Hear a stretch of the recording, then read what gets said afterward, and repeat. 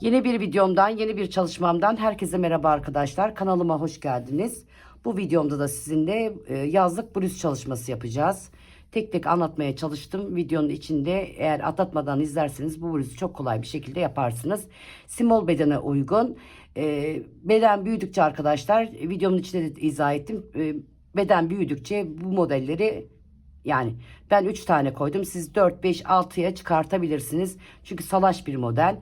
Small beden ördüğüm için ben bu 3 tane şema yeterli oldu benim için. 3 tane modelimiz yeterli oldu benim için. Dediğim gibi 2,5 ip gitti. Small beden ve 6 numaralı şişle bu modeli size anlatmaya çalıştım. Arkadaşlar ipiniz ince, şişiniz kalın olacak. Yani yazlık model olduğu için, ajurlu bir model olduğu için kendisini göstersin. Eli çok sıkı olanlar atıyorum ipin üzerinde 5 yazıyorsa 6 ile örsün. Eli bol olan arkadaşlarımız da 5,5 ile örsün. Eli çok bol olan arkadaşlarımız da var. Onlar da bir tık kalın şişte örebilirler. Ama dediğim gibi arkadaşlar da hatta 4 bile yazan ipin üzerinde 4 bile yazan 6 numaralı şişle örebilirler. Yani herkes kendi eline uygun bir şekilde örecek. Videonun içinde tek tek açıklamasını yaptım arkadaşlar. Eğer beğendiyseniz arkadaşlar videomuza geçebiliriz. Yeni bir videomdan, yeni bir çalışmamdan herkese merhaba arkadaşlar. Kanalıma hoş geldiniz. Bu videomda da sizinle yazlık bluz çalışacağız arkadaşlar. Şimdi ben bu bluzun sadece 2 bölümünü anlatacağım. En başta söyleyeyim, small beden arkadaşlar. Şimdi ben bu modeli böyle siyah renkli olduğu için başka renkte anlatacağım size. Nako pırlantayla örüyorum. Siyah bir renk. Burada anlatamayacağım için arkadaşlar, siyah renkte anlatamayacağım için şöyle bebe yünüme ilmek attım. Sadece şöyle 2 modeli size anlatacağım. Neden 2 modeli anlatacağım? Bakın. Şuradan şöyle 2 modeli anlattığım zaman siz bu modeli ekleyerek devam edeceksiniz. Şimdi şöyle göstereyim ben. İlk sırayı ters örerek geldim ön tarafa. Çok tekrarlamamdan rahatsız olan arkadaşlar var. Onlar da atlatarak gitsinler. Çünkü arkadaşlar bu genel bir yayın. Bilen arkadaşım da geliyor, bilmeyen arkadaşım da geliyor. YouTube'a niye geliyorsunuz arkadaşlar? Bilmediğiniz için, anlamak için geliyorsunuz. Ben uzun uzun anlatayım size. Rahatsız olan atlatarak gidebilir veya da videonun hemen üstünde anahtar kısmı var. Oradan hızlandırabilirsiniz. Evet, şimdi modelimize başlıyoruz. Bakın, burada 12 ilmek düzümüzü örüyoruz. Şöyle isterseniz yaklaştırayım. Bunu da kaldırayım aslında. Buna da gerek yok. İki modeli beraber başlatalım. Aslında tek model üstüne neyse 2 model olarak başlatalım. Evet. 12 ilmek düzümüzü örelim. 2, 3, 4, 10, 11 ve 12. 12 ilmeğimi ördükten sonra bakın 2 ilmeğimi kestim. Bir doladım. 2 ilmeğimi ördüm. Bir doladım. 2 ilmeğimi birlikte kestim. Sağa sola yatırarak kesmeyeceğiz. Normal kesiyoruz arkadaşlar. Evet. 17 ilmek düzümü örüyorum. 1, 2, 3, 4, 5, 16 ve 17. 17 ilmek düzümü ördüm. Bakın 2 ilmeğimi sağa sola yatırarak değil normal kesiyoruz arkadaşlar. Kestim. Doladım. 1, 2. 2 ilmek düz ördüm. Doladım. 2 ilmeğimi birlikte kestim. Evet, sondaki 12 ilmeğimizi örelim. Arka tarafta hiçbir işlem yapmıyoruz arkadaşlar. Bütün ilmeklerimizi ters örerek ön tarafa gelelim. Şimdi bir tane daha beraber yapalım. Orayı tamamladıktan sonra modele geçeceğiz. Evet. Ajurumuza doğru gelelim. Bakın ajurumuza geldiğimizde burada ajurumuzun ilmeği var. Bir önceki ilmekle beraber alıyorum. Bakın ajurun ilmeği bir önceki ilmekle aldım. Doladım. 1, 2. 2 ilmeğimi ördüm. Bakın ajurum hemen doluyorum. 2 ilmeği birlikte ajurun yanındaki ilmekle beraber alıyorum. Ve ikinci ajurumuzu yaptık. Diğer tarafta da beraber yapalım arkadaşlar. Evet bakın. Ajur arka tarafta. Öndeki ilmekle beraber alıyorum. Daha sonra doluyorum. 2 ilmeğimi ördüm. Bakın burada ajur ön tarafta. Hemen doluyorum. Ajurlu ilmeğimle arkadaki ilmeği aldım ve kestim.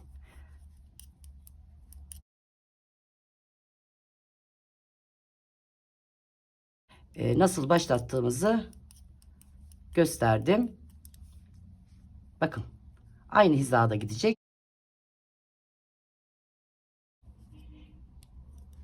Arka tarafta ne demiştik? Hiçbir işlem yapmadan bütün ilmeklerimizi ters örüyoruz. Arkadaşlar söylemeyi unuttum. 6 numaralı şişimle ipiniz ince, şişiniz kalın olsun ki model kendisini göstersin. Yazlık bir bluz olacak bu. Eliniz bolsa da sıkıysa da ona göre elinizi ayarlayın. Elinize göre, ipinize göre şişinizi ayarlayın, örün. Yani elinizin bolluğuna ve sıkılığına göre şişinizi siz ayarlayacaksınız. Benim elim sıkı, 6 numaralı şişte. Yani ipim ince, şişim kalın benim. Evet, ben tamamlayıp dönüyorum. Evet, şöyle göstereyim arkadaşlar. Ben 3'ten sonra başlatmışım ama diyagramda Pinterest'te arkadaşlar. Pinterest'ten aldım. Diyagramına bakarak yaptım.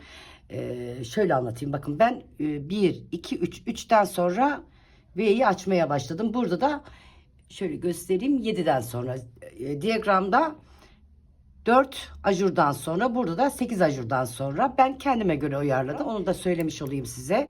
Şimdi buradan devam ediyoruz. 1, 2, 3. 3'ten sonra açmalara başladım ben. Onu anlatacağım size. Şimdi ajurumuza doğru gelelim.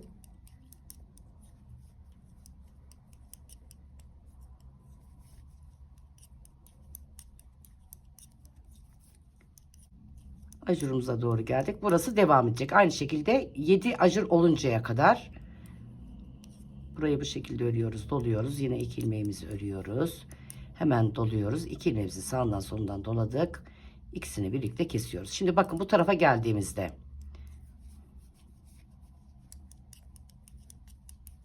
düzümüzü örerek gidiyoruz.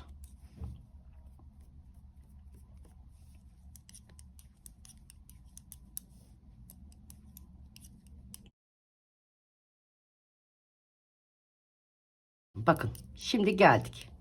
Burada artık bu taraftan değil, bunun ikisini birlikte alıyorduk, doluyorduk. Şimdi V açılmaya başlayacak arkadaşlar. Bir önden ilmek alıyorum. Bakın bu ajurumu örüyorum. İkisini kestim. Bakın önden ilmek aldım, kestim. Arka taraftan değil. Ajurumu ördüm. Doladım. 2 ilmeğimi ördüm. Doladım. Bakın ajuru olan ilmeğimi bunu örüyorum. İlmek keserken, 2 ilmeği keserken hemen yan tarafından alıyorum ve kesiyorum. Arka taraftan ne yapıyorduk arkadaşlar? Arka taraftan bütün ilmeklerimizi ters örüyorduk. Evet, arka tarafı örelim.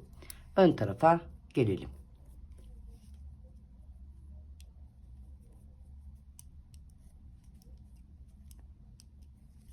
Bütün ilmeklerimizi ters örerek, evet, ön tarafa geldik.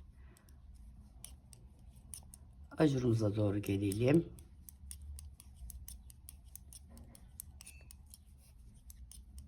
Bakın ajuruma geldim. Ajurumla beraber kesiyorum. Doluyorum. 2 ilmek düz örüyorum. Doluyorum. Ne demiştik? Burası 7 ajur, yani üst üste 7 ajur oluncaya kadar burayı devam ettireceğiz. Doladım. Ajurlu ilmeğimle beraber kestim. Aynı hizada devam ediyorum şimdi. Evet, bakın bu kestiğim ilmek hemen ön taraftaki ilmeği alıyorum. Yani bu şekilde V şeklinde açılacak. Kestim. Bakın burada 2 ilmeğim oluştu. 1, 2. 2 ilmeğimi ördüm. Doladım. Düzümün sağından solundan artışlar yapıyorum. Bakın 2 ilmeğimi örüyorum. Altta 1 ilmek örmüştüm. Şimdi 2 ilmek ördüm. 1, 2. 2 ilmeğimi ördüm. Bakın yan tarafından ilmek alıyorum. Kestiğim ilmek yan tarafındaki ilmek. Kestim. Düzümü örerek, arka tarafta da tersimi örerek tekrar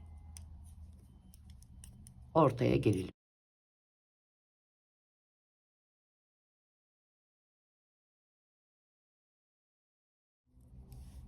Evet, bakın burayı tamamladık. Bu tarafa doğru geldik. Evet, bakın kestiğimiz ilmek Öndeki ilmeği alıyorum. Kestim. 1, 2 ve 3. 1 ördük, 2 ördük, 3 ördük. 3 ilmeğimizi ördük. Doladık. 1, 2. Doladık. 3 ilmeğimizi örüyoruz.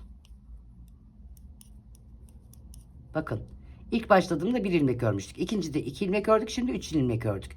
Hemen kestiğimiz ilmek yan taraftaki ilmeğimizi aldık ve kestik. Bakın şöyle göstereyim size. Gitgide bu V'ler açılacak. Bu şekilde açılacak. Şimdi arka taraftan örelim. Tekrar ortaya gelelim. Daha yan tarafta 7 ajurumuz olmadı.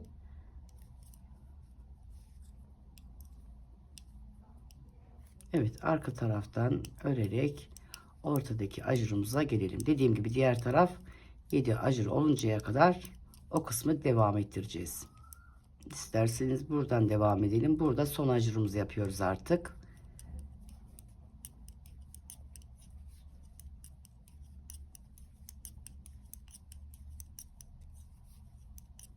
Evet, ikisini birlikte alıyoruz. Bakın ajur arkada. İkisini birlikte alıyoruz. Kesiyoruz. Doladık. 7. ajurumuzu yaptık. Şimdi diğer arkadan öne geldiğimizde burada da V şeklini başlatacağız arkadaşlar. V şemasını başlatacağız. Doladık. 2 ilmeğimizi birlikte ördük. Bakın. Burada 1, 2, 3, 4, 5, 6 ve 7. Burada 3 ajurda, burada 7 ajurda başlıyoruz. Daha sonra üste çıktığımızda aynı devam edecek arkadaşlar. Burada aşağıda kalması için bakın. Bu V şeklinde aşağıda kalması için. Bunun da yukarıda olması için. Burada öndeki ilmekle arkadaki kestiğimiz ilmek bakın. Aldım, kestim. 1, 2 ve 3. 3 ilmek ördüm. Kestim, 3 ilmek ördüm. Doladım. Bakın doladıktan sonra 1, 2, 3, 4. Bakın ajurumuzu ortada yapmıyoruz artık. Bakın. Kestim. 3 ilmek ördüm. Doladım. 1, 2, 3, 4. Bakın buradaki ajurları da örüyoruz. 4 ilmek. Doladık. 1, 2 ve 3. Daha sonra arkadaki ilmekle beraber bakın kestiğimiz ilmek arkadaki ilmek. Kestik. Bu sefer ne yaptık arkadaşlar? Ajurları yan tarafa doğru kaydırıyoruz. Kestik. 3 ilmek ördük. Doladık. Ortadaki bakın ajurlar ve düz ilmeğimiz. 4'ünü ördüğümüzde 4 ilmek. Doladık. 3 ilmeğimizi ördük ve kestik. Tek tek giderseniz arkadaşlar karıştırmazsınız.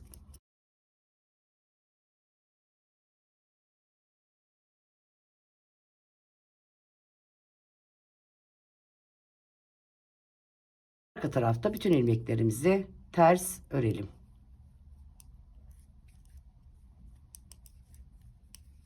Ön tarafa geldiğimizde evet, şimdi baştaki modelimizi de açarak gideceğiz arkadaşlar.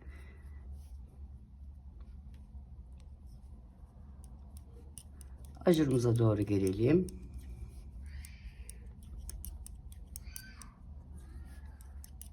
Bakın kestiğimiz ilmek. Öndeki ilmekle kesiyoruz. Yani B şekline doğru veya da Y şekli diyelim. B'yi açıyoruz. Kestim. Öndeki ilmeğimden kestim. Bir tane ilmek. Bakın ajur ilmeğimi, bir tane ilmeğimi ördüm. Doladım. 2 ilmeğimi birlikte ördüm. Doladım. Doladım. Bakın ajur ilmeğimi bunu ördüm. Arka taraftaki ilmekle bakın kestiğim ilmek arka taraftan ilmek alarak kestim. Burayı da 7 ajurdan sonra başlattık. Bakın burayı 3 ajurdan sonra, burayı 7 ajurdan sonra bir başlangıç için. Bundan sonrakiler artık arkadaşlar 7 ajur, 7 ajur. Biri aşağıda kalacak, biri yukarıda olacak. Yani burada başlangıcını başladık. Şimdi diğer V'mize gelelim.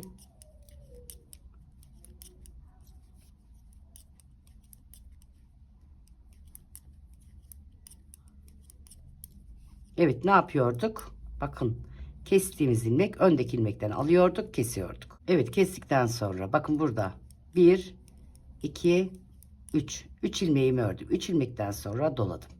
Burada 4 ilmeğim olmuştu. Şimdi 6 ilmeğim olacak. Bir, bakın ajurlu ilmeğim. 1, 2, 3, 4, 5 ve 6. Ortada 4 ilmeğimiz vardı. 4 ilmekten sonra sağdan soldan ajur yapmıştık. Şimdi o ajurları da ördük arkadaşlar. Ortada 6 tane ilmeğimiz oldu. Bakın doladık. 2, 4, 6. Doladık. 3 ilmeğimizi ördük. Hemen bakın kestiğim ilmekle arka taraftan ilmek alıyorum, kesiyorum. Bakın gitgide belli olmaya başladı. Şimdi arka taraftan ters örerek ön tarafa gelelim.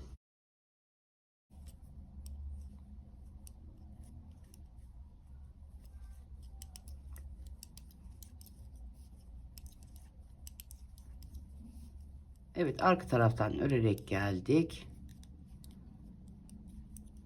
Düzümüzü örelim.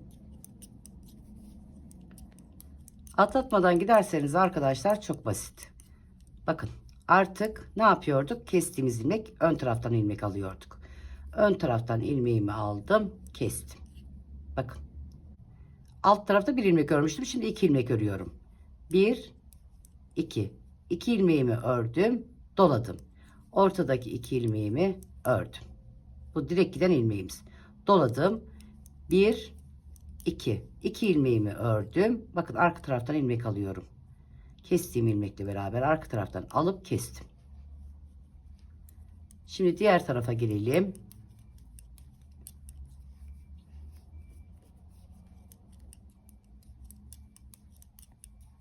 Evet, düz örerek geldik. Bakın öndeki ilmeğimle kestiğim ilmek. Öndeki ilmeğimle beraber alıyorum. Kesiyorum. Kestim. 1, 2 ve 3. 3 ilmeğimi ördüm. Doladım. 4 ilmeğim vardı. 6 ilmeğim oldu. Şimdi 8 tane ilmeğim olacak. 1, bakın doladıktan sonra kestim. 3 ilmek ördüm. Doladım. 1, 2, 3, 4, 5, 6, 7 ve 8. 8 ilmeğimi ördüm. Doladım. 1, 2 ve 3. 3 ilmeğimi ördüm. Arkadaki ilmekle beraber kestim. Şimdi ön tarafa gelelim arkadaşlar. Arka taraftan örelim. Ters olarak ön tarafa gelelim. Arka tarafta ne demiştik? Hiçbir işlem yapmıyoruz demiştik.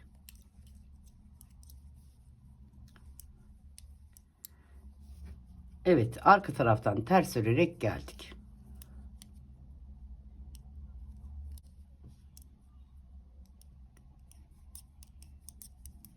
Ajurumuza doğru gelelim.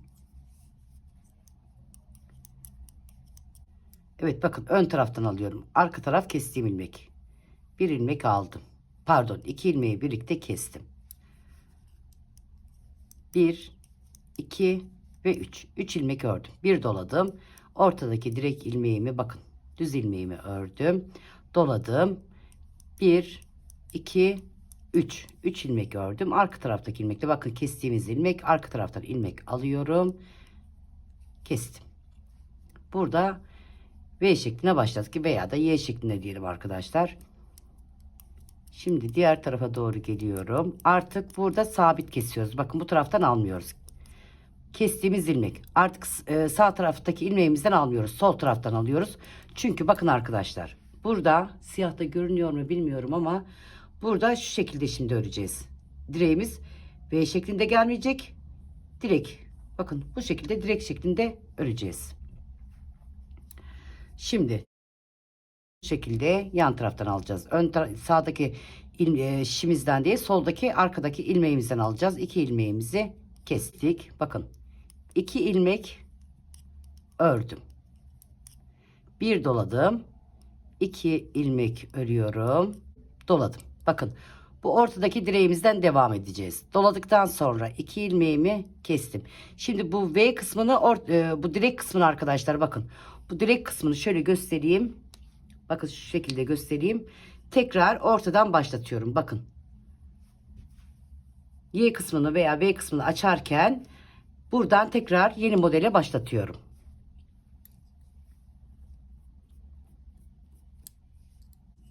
Bakın kestim. 2 ilmek ördüm. Doladım. 2 ilmek ördüm. 2 ilmeği birlikte kestim. Bakın tam ortadaki direğimize geldik. Bakın arkadaşlar. Doladım. Şimdi ortadan açmaya tekrar başlıyoruz. Önce 7 direk ajurumuzu yapacağız. Daha sonra V kısmına geçeceğiz. Doladım. 2 ilmeğimi ördüm. Doladım. 2 ilmeğimi birlikte kestim. 2 ilmek ördüm. Bir doladım. Bakın. 1 2 ilmek ördüm.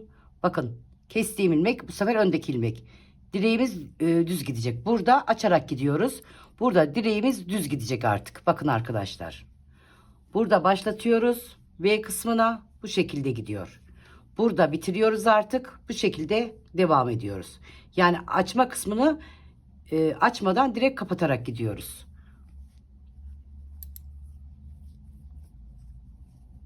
Evet, 2 ilmeğimi birlikte kestim. Bakın tekrarlıyorum. V kısmına geldiğimizde 2 ilmeğimi birlikte kestim. Artık sağ taraftaki şişimden almadım. İçeriden aldım. Kestim. 2 ilmek doladım. Kestim. 2 ilmek ördüm. Doladım. 2 ilmek ördükten sonra tekrar ortadaki V'ye başlıyorum. Bakın. Buradaki V'ye başlıyorum. Buradan açarken buradan artık kapatma işlemini devam ettireceğim. 3-4 sıra. Buradaki yeni V kısmına başlıyorum. Yeni ajur kısmına başlıyorum. Bundan sonraki direklerimiz arkadaşlar devam ederken hep yedili. Bakın yedili direk, yedili direk, yedili direk. İlk başladığımızda bu ortadakinin aşağıda kalması için ilk başladığımızda üçlü ajur, daha sonra açmalar. Yan taraflar yedili. Daha sonra devamlı burada yedili ajurlarla devam ediyoruz.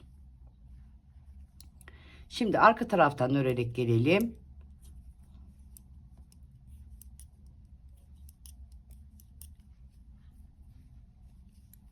Ön tarafta devam edelim.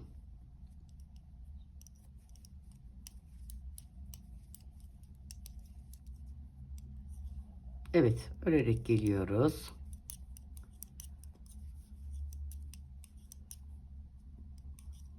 Burada açtığımız için bakın kestiğim ilmek öndeki ilmekten alıyorum. Bakın kestiğim ilmek ön taraftan aldım, kestim. Daha sonra 1 2 ve 3 ilmek ördüm. Bir doladım. 1 2 3 4 bir doladım. 1 2 ve 3. Bakın arka taraftan aldım ilmeğimi.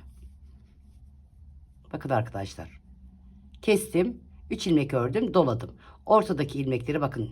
Ortada direğimiz var. Yan taraflarda ajurlar var. Onları ördük. 4 ilmek oldu. Bu 4 ilmeği sağdan solundan artırmalar yaptık. 3 ilmeğimizi ördük ve kestik. Şimdi diğer tarafa gelelim. Orada ne yapıyorduk? Kapatma işlemi. Bakın. Bu V kısmını kapatıyorduk. Burada 2 ilmek örmüştük. Şimdi 1 ilmek örüyoruz. Bakın kestim. 1 ilmek ördüm. Doladım.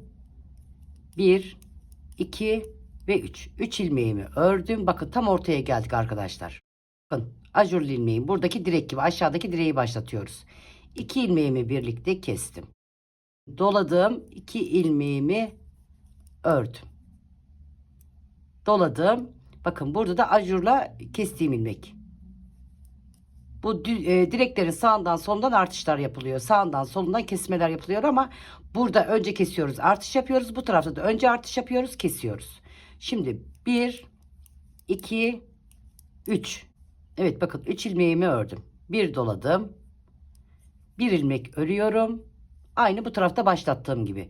1 ilmek ördüm. Bakın 2 ilmeğimi birlikte kestim. Ne demiştik? Direkt düz gidiyor artık. Yana doğru gitmiyor. O yüzden bu taraftaki ilmeğimi alıyorum. Kestiğim ilmek bu taraftaki ilmeğimi alıyorum ve kesiyorum. Şimdi arka taraftan örerek gelelim.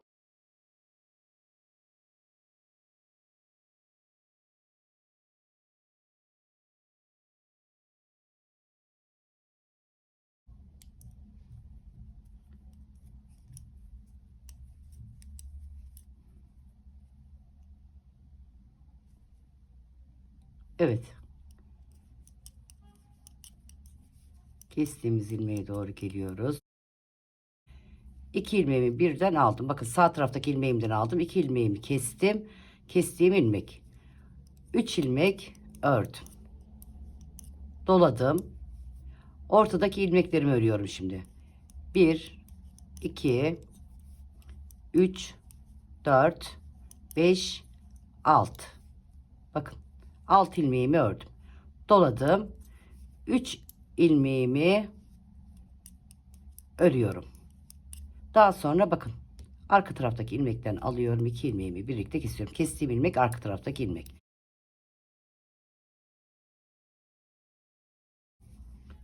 Burada ne yapıyorduk? Arka taraftaki ilmekten alıyorum. Bir ilmek aldım. Bakın son olanı artık buradaki alttaki V'miz kapandı. Burada yeni V'ye başlayacağız. Ne demiştik? Burada 7 tane acır olduktan sonra. Bakın arka taraftan tekrar gösteriyorum. Kestiğimiz ilmek arka taraftan ilmek aldım. Bir doladım. 1, 2, 3 ve 4. Bakın buradaki acırımıza devam ediyoruz artık. Burada son acırımızı yaptık. 4 ilmek ördüm. Hemen arkadaki acurla beraber kesiyorduk biliyorsunuz. Kestim. Doladım. 1, 2. Doladım. Arkada kestiğim ilmek ön tarafta acurlu ilmeğim. Kestim. 1, 2, 3 ve 4. Doladım. Bakın doladıktan sonra kestiğim ilmek öndeki ilmek. Hemen kestim. Buradaki V'mi tamamladım arkadaşlar. Diğer tarafı da tamamladıktan sonra bu şekilde devam edeceksiniz. Şimdi o tarafı da tamamlayacağım ben. Burada da aynı zamanda bakın acur kısmıma devam edeceğim. 1, 2, 3. Burada 7 tane acur olduktan sonra bu alttaki modele başlayacağız. Bakın 7 acur olduktan sonra alttaki modele başlayacağız. Burada da bakın burada da B kısmına devam edeceğiz.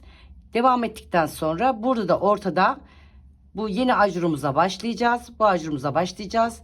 Her 7 ajurda bir bu V modeline başlayacağız arkadaşlar.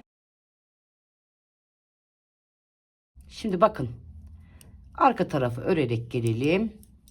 Yani şu orta kısmını burayı bitirdim arkadaşlar. Buradaki direk bakın 7 tane ajur olduktan sonra aynı bu alttaki gibi devam edeceksiniz. Daha sonra bu şekilde devam edeceksiniz. Burada da bu kısmı devam ederken ortada başlıyoruz arkadaşlar. Burada 8 tane ilmek olduğunda ortayı başlatıyoruz.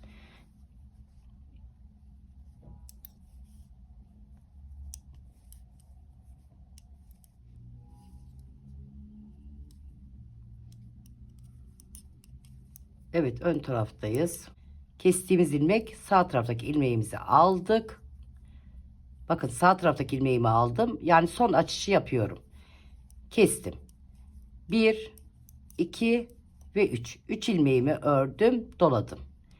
1, 2, 3, 4, 5, 6, 7 ve 8. Bakın 4 ile başladık. 4, 6 ve 8. 8 ilmeğimi ördüm. Doladım. 1, 2 ve 3. Bakın arka taraftan alıyorum ilmeğimi. Bu son alışım. Daha sonra geldiğimde yukarıdan artık yani içlerden alacağız artık. Yani direklerimiz açılarak değil direkt yukarıya doğru çıkacak V'lerimiz. Kestim. Şimdi burada arkadaşlar buradaki modelimiz bitti. Sadece ortadaki ajurumuzu yapıyoruz. Bakın arka tarafta ajurlu ilmeğim. Direğimizi bu şekilde devam ettiriyorduk. Kestiğim ilmek arka taraftaki ilmeğim. Bakın doladım. 2 ilmeğimi ördüm. Doladım. Bakın 2 ilmeğimi birlikte kestim. Kaç ajurum oldu? 1, 2, 3, 4. Yani bu taraftaki modeli tamamladık artık arkadaşlar. Şimdi diğer tarafı da tamamladığımız zaman siz bakarak benim anlattığım şekilde devam edersiniz. Bakın şimdi arka taraftan örüp ön tarafa geleceğim. Ön tarafta yine beraber yapalım.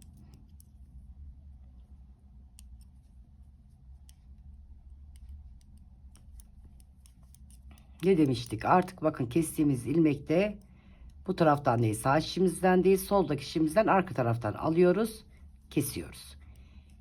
1, 2. 2 ilmek ördüm. Doladım. 1, 2. 2 ilmek ördüm. 2 ilmek ördükten sonra bakın artık ortadaki direğime geçiyorum. 2 ilmeğimi birlikte kestim. Doladım. Bakın direğimiz. Burası karıştığı zaman arkadaşlar demek ki modeliniz bozulmuş. Bakın bu direk bu şekilde devam ediyor. Şimdi içten başladık. Kestim, doladım. 2 ilmeğimi ördüm. Tekrar doladım. 2 ilmeğimi birlikte kestim. Bakın alt tarafı tekrar başlattım. 2 ilmeğimi ördüm. Bir doladım. 2 ilmeğimi ördüm. Bakın ön taraftaki ilmeğimden alıyorum. Yani Y kısmını kapatıyoruz. V, Y arkadaşlar karıştırıyorum. B veya Y hangisini kabul ederseniz. Artık direkt olarak çıkıyoruz. Bakın. Öndeki ilmeğimi aldım. Yani içerideki ilmekten alıyoruz. Kestim. Şimdi arka tarafı da öreyim arkadaşlar. Bu tarafta gösterecek bir şey yok. Bunu aynı şekilde 7 ajur oluncaya kadar devam edeceksiniz. Daha sonra B kısmına veya da Y kısmına başlayacaksınız. Bakın 2 ilmeğimi, ajurlu ilmeğimi, 2 ilmeğimi kestim. Doladım. 2 ilmeğimi örüyorum. Doladım. 2 ilmeğimi kestim. Bakın arkadaşlar tekrar diyorum. Bu iki ilmeğimiz sağa sola kaydırarak eğer bu hizada gitmezse modeliniz bozulmuş demektir. Direkt yani bu şeyi dediğim gibi arkadaşlar Pinterest'e girip orada şemasını çıkartabilirsiniz. Çıktısını alabilirsiniz veya da esesini alarak yapabilirsiniz. Ben size şekillerini de söyleyeceğim. Şekilleri yani ne anlatıyor diye ona göre yapacaksın. Evet şimdi arka taraftan örelim. Ön tarafa tekrar gelelim. Yani diğer Y kısmımızı tamamlayalım. Daha sonra koldan nasıl ilmek aldığımızı göstereceğim. Bakın ön tarafa geldik. Örüyoruz. Bakın kestiğim noktaya geldim. İlmek kestiğim nokta arka taraftan alıyorum. Kestim. Şimdi 2 ilmek örmüştük altta. Bir alt kısmı örerken 2 ilmek örmüştük. Dolamıştık 2 ilmek örmüştük. Şimdi bir ilmek ördüm. Bakın doladım. Yani bu ajurlar bu şekilde devam edecek. Bir ilmek ördüm, doladım. 1, 2 ve 3. 3 ilmeğimi ördüm. Şimdi bakın kesme yerine geldik. Alttaki direğimiz gibi. 2 ilmeğimi kestim. Doladım. Bakın düzüm aynı hizada. 2 düzümü ördüm. Yani direğim aynı hizada devam ediyor. 2 ilmek düzümü ördüm. Doladım. Bakın ajurlu ilmeğimle arkadaki ilmeğim. Kestim. 1, 2 ve 3. 3 ilmeğimi ördüm. Bakın 3 ilmek ördükten sonra bir doladım.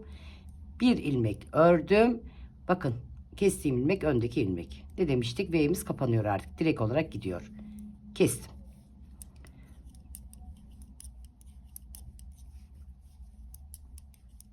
Buradaki ajurumuzu da isterseniz beraber yapalım.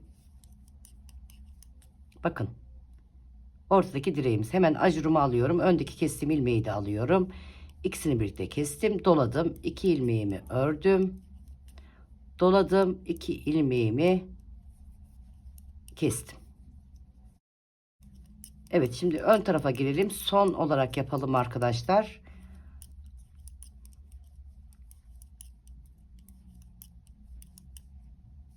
Evet buradaki y'imizin son sırasını yapacağım. Buradaki ajurumuz devam edecek. Daha sonra bakarak arkadaşlar ister bu yüzümüze bakarak yaparsınız. İster dediğim gibi şemasını çıkarırsınız Pinterest'ten. Son sırasını yapıyorum. Bakın kesiyorum. Kestiğim ilmek arka taraftan bir ilmek alıyorum. Bakın doladıklarımız bu şekilde geliyor. Kestim hiç örmeden doladım. 1, 2, 3, yanlış yapmayalım 4. Bakın doladım 4 ilmek ördüm. Kestim, doladım 4 ilmek ördüm. Bakın ortadaki direğimizi başlattık biliyorsunuz. Hemen 2 ilmeğimi ajurumla beraber aldım, doladım. 1, 2 doladım, 2 ilmeğimi kestim. Şimdi 1, 2, 3 ve 4. Bakın doladım. Bakın bu şekilde gidiyor. Doladım. 2 ilmeğimi birlikte içerideki ilmekten, arkadaki kestiğimiz ilmek içeriden alıyoruz ve burayı da tamamladık.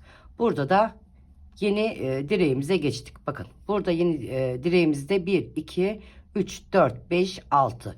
7.'yi de yaptığımız zaman tekrar alttan başlıyoruz. Sadece ilk başlayışta arkadaşlar. Şimdi ben buhar gezdireceğim.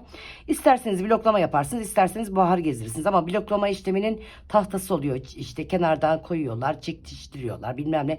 Onun malzemesi oluyor. Ama bloklama işleminden sonra, yani suya ıslatacaksınız. Suda ıslak durduktan sonra kurutacaksınız. Sonra iyice kuruduktan sonra arkadaşlar buhar gezdirin. Veya da hiç ıslatmadan buhar gezdirin. Ben buhar gezdirdim direkt. Bunu şimdi buhar gezdireceğim. Daha net belli olsun diye. Bakın bu ilk başlayışta bu ortaya gelen, yani bir uzun bir kısa, bir uzun bir kısa, bedeninize göre öreceğinizde 3 tane burada direkt olacak, 7 tane burada olacak. Yani aşağı yukarı aşağıda yukarıda olacak V'lerimiz. Daha sonra bakın bu şekilde örerken yeni V'lerinize, Y'lerinize başlayacaksınız. Kafanız karışmasın.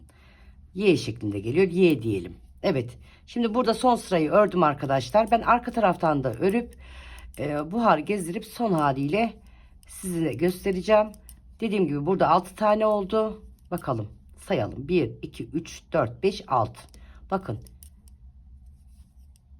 Kesiyorum. Doluyorum. 2 ilmek ördüm. Ne yapıyoruz burada? Artık alt taraftan tekrar modelimize başlıyoruz. Bakın. Buradan tamamlamış olduk. Buradan tekrar, yani videoyu başa alarak buradan tekraren başlatmış olacaksınız. Artık hep bu ajur kısmı 7'li gidecek. Hep 7'li olacak arkadaşlar. Dediğim gibi bir altta başlarken üçlü başladım. Bu aşağıda kalacak. Burası yukarıda kalacak. Umarım anlatabilmişimdir. Arka tarafı da tamamlayıp buhar gezdireceğim. Son haliyle sizinle paylaşacağım. Kola nasıl ilmek alıyoruz onu göstereceğim arkadaşlar. Yakayı ben kapattım. Bütün videolarımda da gösteriyorum. Ben dikmiyorum arkadaşlar. 2 şişi yan yana şu şekilde getirip bakın şöyle yapıp tığımla dikiyorum ben. Tabi siz istediğiniz gibi dikebilirsiniz. Omuz düşürme yapmadım. Direkt kestim. Omuz düşürme de yapabilirsiniz. Birçok videomda omuz düşürme var. Evet bakın şöyle göstereyim. Buhar gezdirdim. Buhar gezdirmeden zaten bu giyilmez arkadaşlar. Bu şekilde devam edeceksiniz. İlk başla 3 ile ve 7 ile. Daha sonra bu direklerimiz hep 7 olacak arkadaşlar. Ondan sonra V'lerimize geçeceğiz. Şimdi ben bir de bunu çıkartayım. Kolu diğer tarafı göstereyim. Bakın arkadaşlar. Arka tarafa model koymadım. Gördüğümde de aynı şekildeydi. Pinterest'te gördüğümde aynıydı. Bakın ön tarafa koydum. Nasıl devam ediyorsunuz? Buralar tamamlandıktan sonra, yani bu kısım tamamlandıktan sonra yine modellerinize devam ediyorsunuz. Bakın burada üçlü başlamamızın sebebi bu yukarıda. Pardon, bunlar aşağıda, burası yukarıda. Bakın bu şekilde devam ediyorsunuz. Şöyle göstereyim. Altına beyaz serdim ki daha net belli olsun diye. Bu şekilde devam edeceksiniz. İsterseniz biraz daha yukarıya alayım. Kolu da arkadaşlar ben buna buhar gezdirdim size gösterebilmek için. Arka taraf ne demiştim? Arka taraf bakın. Arka tarafı şöyle gösterelim. Çok mu çirkin durdu? Şöyle göstereyim. Arka tarafı da dümdüz ördüm. Kolu da bakın arkadaşlar 60 ilmek topladım. Tabii sizin öreceğiniz kol boyuna göre, yani koltuk altından uzunluğa, omuzunuza gelen uzunluğa göre ben 24 santime kadar ördüm. Onu da söyleyeyim size. Benim ördüğüm SV'den boy kısmı da 55 santim falan oldu. Yani burayla beraber bakın. Burası 30 santime yakın ördüm. Burası da 24 santim, yani 53-54 santim. Buhar gezdirdikten sonra 56 santime kadar geldi tamamı. Bakın arkadaşlar bu da kol. Kolda sadece ben bir tane ortaya model koydum. Tabi siz şöyle yukarıya mı alalım? Işık çok mu vurdu acaba? Kolda sadece bir tane ortaya yaptım. Siz tabii ki kol ilmekleriniz çoğaldıkça 2 tane de yapabilirsiniz. 3 tane de yapabilirsiniz. Bu aralardaki düzleri eksiltip Tamamını yapabilirsiniz yani, veya da benim gibi sadece ortaya yapabilirsiniz. Onu kendiniz ayarlayacaksınız. Ben sadece ortaya model koydum. Gayet güzel, şık oldu arkadaşlar. Şöyle yapayım, göstereyim. Bakın. Kolumuz bu şekilde. Omuz da arkadaşlar. Omuz kısmını da dediğim gibi tığla topladım ben. Dikiş yapmıyorum. Tığla topladım. Yani iki ilmeği birleştirdim. Ters taraftan yapıyoruz. Bakın, ters taraftan yapıyoruz. İki ilmekleri aldım. Beni takip eden arkadaşlarım zaten nasıl birleştirdiğimi biliyorlardır. Ben bakın 3 model koydum. Videonun başında da belirttim. S beden örüyorum. Modeli ne yapıyorsunuz arkadaşlar? Çoğaltarak. Bakın, çoğaltarak gidiyorsunuz. Ne yapıyorsunuz? İşte 12 ilmek başlangıca koyuyorsunuz. Daha sonra aralara 17 ilmek, 15 ilmek de koyabilirsiniz. 17 ilmek, yani bu aralardaki düzleri 15 ilmek de yapabilirsiniz. Ben 17 yaptım. 17 ilmek modeli koyuyorsunuz. 17 ilmek modeli koyuyorsunuz. 17 ilmek, en sondaki ilmeğimi ben 12 ilmek koydum. Siz tam denk getirebilirsiniz. 10 ilmek de yapabilirsiniz. Yani bu şeyler size ait arkadaşlar. Bu başlangıçtaki düzler, ortadaki düzler en aşağı 13 düz olacak arkadaşlar. 13 ile 15 arası, en fazla 17-19 arası olabilir. Yani o sizin zevkinize kalmış. Benim düzler belli olsun diye biraz fazla koydum. 17 düz yaptım. Siz 15 de yapabilirsiniz. 13 de yapabilirsiniz. Şöyle yapalım. Bakın. Bu düzümüz bu şekilde. Şimdi ben ilmek alacağım. Düz taraftan, pardon, şuradan başlayacağım. İlmek çıkarmaya başlayacağım. Şimdi ben orada belli ayraç takmıştım arkadaşlar. Sayarak yaparsam zorlanmam. Şu şekilde ayracım düşmüş. Sağdan soldan örerken ayraç bırakmıştım. Burası benim 24 santime geldi arkadaşlar. Buhar gezdirdikten sonra 26 santime kadar gelmiştir. İsterseniz beraber şöyle, isterseniz mezroli de göstereyim ben size. Kol boyunu ne kadar bıraktım. Dediğim gibi buhar gezdirince 1-2 santim oynamıştır. Şurada ayraç var. Ayraçtan bakalım. Bakın buradan şöyle açayım. Size de ön fikir olabilir. Çünkü kol salaşı olacak.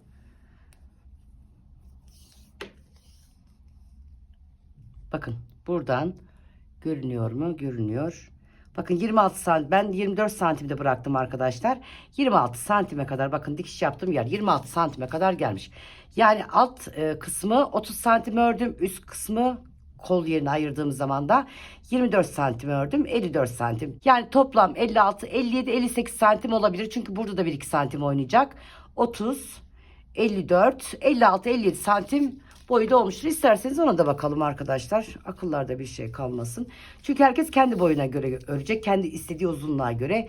Bu kemerin hizasında duracak ama biraz bir tık altında durursa daha iyi olur. Kemer hizasından bir tık altta duracak bu bluzumuz. Evet, dediğim gibi bakın arkadaşlar, 57-58 santime yakın. Tabi siz bunu istediğiniz santimde öreceksiniz. Elini vermeyeceğim arkadaşlar. Elden ele değişir. O yüzden herkes bir tane örsün. Bakın şu şekilde bir model örün. Üzerinizde gezdirin. Bolduracak, dediğim gibi salaş duracak. Kolda, bedende salaş duracak. Bu benim ördüğüm small beden olduğu için gayet salaş duracak bir şey. Yalnız göğüs kısmı, bakın arkadaşlar, bunu da anlatayım. Göğüs kısmı önde olanlar oldukça salaş örsün. Göğüs kısmına yapışmasın burası. Göğüs kısmı önde olanlar small, medium, large, x large fark etmez. Göğüs kısmı önde olanlar. Atıyorum x large 5 tane model mi koydu? Yan taraflara yarımşar model koysun ki ön tarafta giydiği zaman göğsüne yapışmasın. Evet, şimdi bir de ben nasıl ilmek alıyorum onu göstereceğim. Daha sonra bakın arkadaşlar, tekrar diyorum. Tek model koydum ben. Bakın burada tek model koydum. 1, 2, 3. 3 modelden sonra 3 ajurdan sonra modelime başladım. Tekrar modelime devam ederken arada ajur koydum. 7 ajurdan sonra modelime devam ederken bu uzunluk yeterli benim için dedim, kapattım. Şöyle göstereyim, bakın. Bu şekilde göstereyim. Siz de, yani siz kendi zevkinize göre başlayacaksınız arkadaşlar. Ben nasıl ilmek çıkardığımı da göstereyim size. Kısacık göstereyim arkadaşlar. Dediğim gibi ben 60 tane ilmek çıkardım. Daha fazlasını çıkartın. Bu kol hizasını daha uzun örün. Çünkü oldukça salaş. Dediğim gibi Pinterest'ten girerseniz Pinterest'te bir sürü karşınıza bu modelden gelecektir. Oradan da diyagramını çıkarabilirsiniz. Gösterdiğim gibi V şeklinde gelen kesme, U şeklinde gelen dolama, çizgilerde düz örgü arkadaşlar. Şimdi burayı ben kaçırmamam lazım, karıştırmamam lazım. Şöyle yapalım. Buradan sayarak. Şöyle kısacık göstereyim arkadaşlar. Çünkü oranın ayracı düşmüş. Sayarak almam lazım. Bakın buradan şu şekilde sık alın, yalnız eksik almayın arkadaşlar. Bakın aralardan da bazen bu şekilde çıkartın. İlmeğiniz bol olsun. Yani bedene göre ilmek sayınız çok olması lazım. Onu da siz ayarlayacaksınız. Bakın tekrar gösteriyorum. Bakın altlardan, şuradan, buradan alırsanız çok açıklık olur. Altlardan alarak bakın buradaki küçük yerler. Bir bu şekilde alın. Bir bu şekilde alın. İlmeğinizi bakın altlardan. Bakın arkadaşlar, altlardan ilmeğinizi alarak bu şekilde ilmeğinizi çıkartacaksınız. Bakın buradan geliyoruz. Düz taraftan çıkarıyoruz. Bakın ortadaki yer, tam buradan bir ilmek çıkarıyoruz. Daha sonra buraya geliyoruz. Ondan sonra modelimizi örüyoruz arkadaşlar. Daha sonra evet, bakın arkadaşlar, bu uzunluk benim için yeterli. Burada bitmiş halini de göstereyim. Bu bloklanmamış hali. Kedimin de tüyleri bunlar. Bloklanmamış hali. Bakın bir de bloklanmış halini göstereyim size.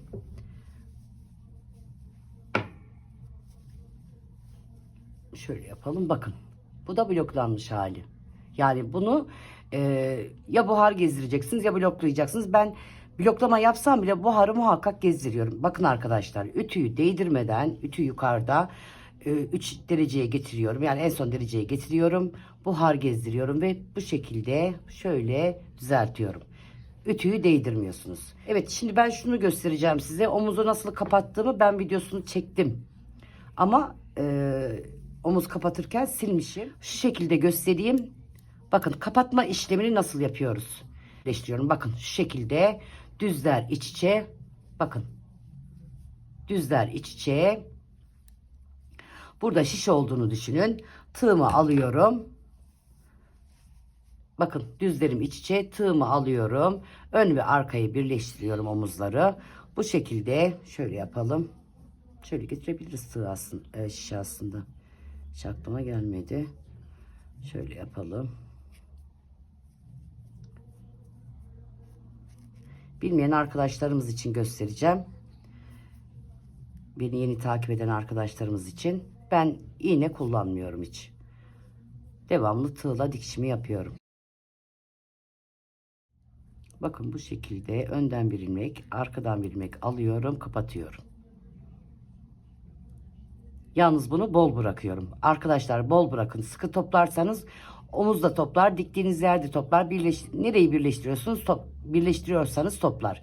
Bir de buhar yapmadan arkadaşlar, buhar gezdirmeden dikiş yapmayın. Şimdi ben buhar gezdirdim, ondan sonra omuz kısmını topladım. Buhar gezdirmeden eğer buhar yapacaksanız, yani ütü yapacaksanız buhar gezdirmeden birleştirme işlemi yapmayın. Bu kısımlar toplar. Aynı zamanda bakın gayet bol bırakıyorum. Ön taraftan aldım, arka taraftan aldım. Üçünü birlikte çektim. Bakın önden aldım, arka taraftan aldım. Üçünü birlikte kapattım. Bakın aldım, aldım. Gayet bol. Arkadaki ilmeğim, kapattım. Bu şekilde kapatıyoruz. Bakın şöyle de göstereyim. Gayet düzgün. Evet, bunu sökelim. Bakın kolu şu şekilde göstereyim. İkili aykord tekniğiyle kolu kapattım. Daha sonra buharımı gezdirdim. Yani ön, arka ve kollar buhar gezdirdim. Şimdi son koluma da buhar gezdirip en son haliyle sizinle paylaşacağım. Bir de yakadan bahsedeyim isterseniz arkadaşlar. 76 tane ilmeğim var demiştim. Bakın, 24 ilmek sağda, 24 ilmek solda bıraktım. Ortada 28 tane ilmeğimi kapattım. Tabi bu sizin istediğiniz açıklığa göre değişir arkadaşlar. Yani o açıklığı kendiniz karar vereceksiniz. Daha sonra omuzlara dağıtacaksınız. 24, 24, ortayı 28 olarak kapattım. Aynı şekilde bakın arka tarafı da Ön tarafı da I-cord tekniğiyle kapattım. Bu sefer omuz düşürme yapmadım arkadaşlar. İsteyen omuz düşürme yapabilir. Şöyle kısacık göstereyim. Diktikten sonra en son haliyle paylaşacağım sizinle. İlk ilmeğimi aldım. İkinci ve bakın gayet bol bırakın. İkinci ve üçüncü ilmeğimi kestim. Sol şişime 2 ilmeğimi aldım.